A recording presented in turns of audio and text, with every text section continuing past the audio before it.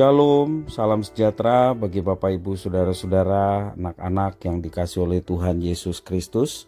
Jumpa kembali bersama saya Pendeta Eka di dalam renungan firman Tuhan pada hari ini, hari Kamis 30 Maret 2023. Sukacita dan damai sejahtera dari Tuhan Yesus kiranya menyertai hidup kita sekalian. Puji nama Tuhan. Pembacaan firman Tuhan hari ini sampai pada kitab Hosea pasal yang kedua. Kiranya firman Tuhan memberkati kita sekalian. Baik, sebelum kita akan merenungkan bagian firman Tuhan hari ini, kita akan berdoa bersama. Tuhan Allah Bapa di sorga, di dalam nama Tuhan Yesus, kami sungguh bersyukur dan berterima kasih kepada Tuhan yang memelihara hidup kami sampai pada hari ini. Kami mau terus dekat dengan Tuhan, kami mau terus belajar firman Tuhan. Kau yang mampukan untuk kami dapat mengerti, memahami apa yang Kau maksudkan.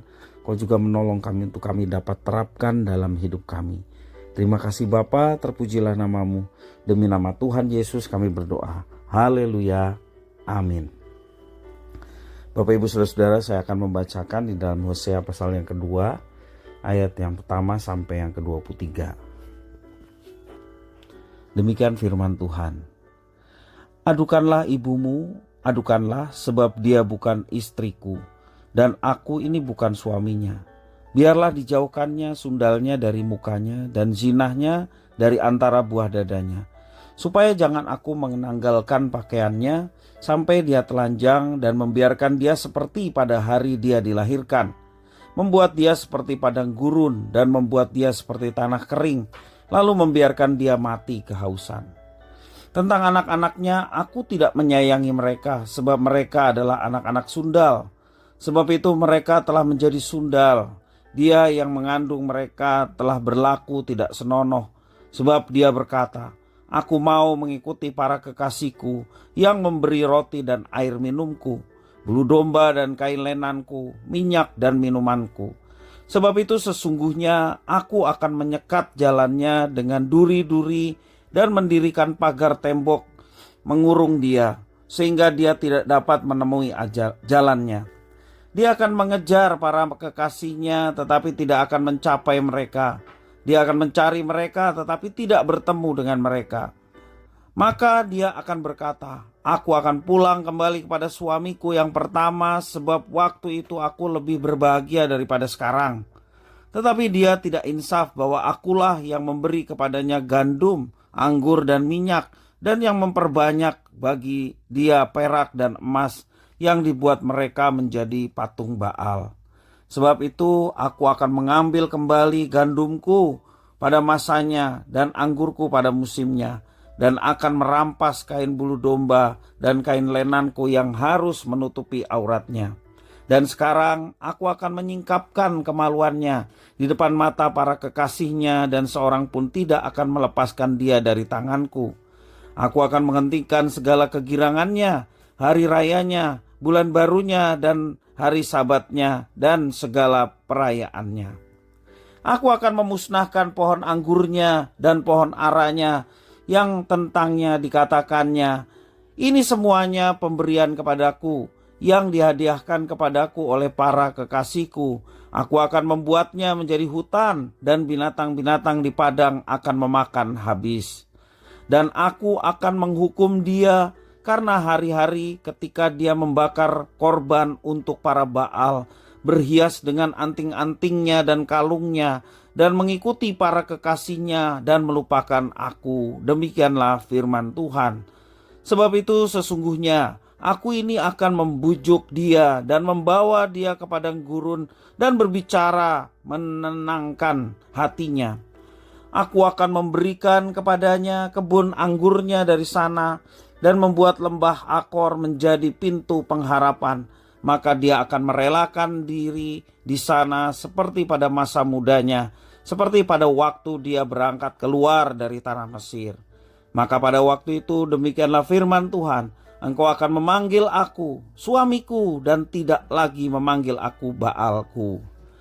Lalu aku menjauhkan nama para Baal dari mulutmu, maka nama mereka tidak lagi disebut. Aku akan mengikat perjanjian bagimu pada waktu itu dengan binatang-binatang di padang dan dengan burung-burung di udara dan binatang-binatang melata di muka bumi. Aku akan meniadakan busur panah, pedang dan alat perang dari negeri dan akan membuat engkau berbaring dengan tentram. Aku akan menjadikan engkau istriku untuk selama-lamanya dan aku akan menjadikan engkau istriku dalam keadilan dan kebenaran, dalam kasih setia dan kasih sayang. Aku akan menjadikan engkau istriku dalam kesetiaan, sehingga engkau akan mengenal Tuhan. Maka pada waktu itu, demikianlah firman Tuhan, aku akan mendengarkan langit, dan langit akan mendengarkan bumi. Bumi akan mendengarkan gandum, anggur, dan minyak, dan mereka ini akan mendengarkan Yisrael. Aku akan menaburkan dia bagiku di bumi dan akan menyayangi Lo Ruhama, dan aku berkata kepada Lo Ami, umatku engkau, dan ia akan berkata Allahku. Bapak Ibu, saudara-saudara yang dikasihi oleh Tuhan Yesus Kristus, ada sebuah pepatah mengatakan tak kenal maka tak sayang. Artinya, proses mengenal menjadi sesuatu yang sangat penting. Hanya lewat pengenalan sebuah relasi menjadi berkualitas. Hal itu ditandai dengan munculnya rasa sayang. Ternyata untuk mencapai relasi yang berkualitas tidak selalu mudah. Itulah yang dialami umat Israel pada zaman Nabi Hosea. Umat Israel justru lebih mengenal dewa Kanaan, yaitu Baal. Mirisnya, mereka beranggapan bahwa kelimpahan hasil pertanian, kelimpahan peternakan itu berasal dari Baal. Akibatnya umat Israel tidak dapat merasakan kasih sayang Tuhan, padahal Tuhan selalu digambarkan sebagai suami yang setia. Tuhan pun menghukum mereka dengan mengambil semua berkat yang diberikan kepada umat Israel. Dan penghukuman dimaksudkan agar Israel sadar bahwa Tuhan adalah satu-satunya sumber kelimpahan. Untunglah Tuhan berkenan untuk memulihkan kembali hubungannya dengan bangsa Israel seperti sedia kala. Bapak Ibu saudara-saudara yang dikasihi oleh Tuhan, setiap orang beriman tidak bisa mengabaikan proses pengenalan akan Tuhan. Melalui proses tersebut, orang dapat merasakan kasih, merasakan sayang dari Tuhan yang begitu luar biasa dalam kehidupannya. Dengan demikian, relasi kita dengan Tuhan menjadi semakin berkualitas. Semakin lama semakin mengenal, dan relasi pun semakin bertambah kualitasnya. Siapakah Tuhan yang layak dikenali untuk disayangi itu? Tuhan yang kita bisa mengenal melalui firman Tuhan yang ditulis di dalam Alkitab. Dia adalah Tuhan yang maha kuasa atau omnipoten. Atau juga Tuhan yang kita kenal, dia Tuhan yang maha mengetahui, omniscience. Tuhan Allah yang penuh kasih, tetapi tidak segan untuk menghukum jika umatnya berbuat dosa. Tuhan Allah mengenal betul siapa umatnya, apa yang diperbuat, baik ataupun buruk. Dia maha kuasa, dia juga maha mengetahui. Bapak Ibu saudara-saudara yang dikasihi oleh Tuhan, ketika Tuhan Allah menghukum, walau tampaknya kejam seperti di dalam perjanjian lama kita melihat, ya, Tuhan menghukum dan tindakannya itu bertujuan agar umatnya yang dikasihinya itu betul-betul mengenal dia secara mendalam. Dan ketika itu sebuah teguran, Tuhan ingin umat yang dikasihinya berbalik dan berbakti hanya kepada Tuhan saja. Kasih setia Tuhan yang dinyatakan bagi umatnya sungguh nyata. Baik umatnya di perjanjian lama seperti masa Hosea, demikian juga umat Allah yang baru, yakni gerejanya. Alamilah kasih setia Tuhan yang sungguh nyata. Dia pengampun, dia juga penyayang. Karena itu dia mengutus Yesus Kristus untuk menyatakan kasih sayangnya, demikian juga keadilannya terhadap dosa manusia. Yesus Kristus menanggung setiap dosa-dosa yang kita perbuat dulu, sekarang, dan yang akan datang. Karena itu setiap tindakan yang melawan Allah, saat ini kita mau belajar bertobat dan meninggalkan semuanya itu dan berbalik dari apa yang Tuhan telah tetapkan.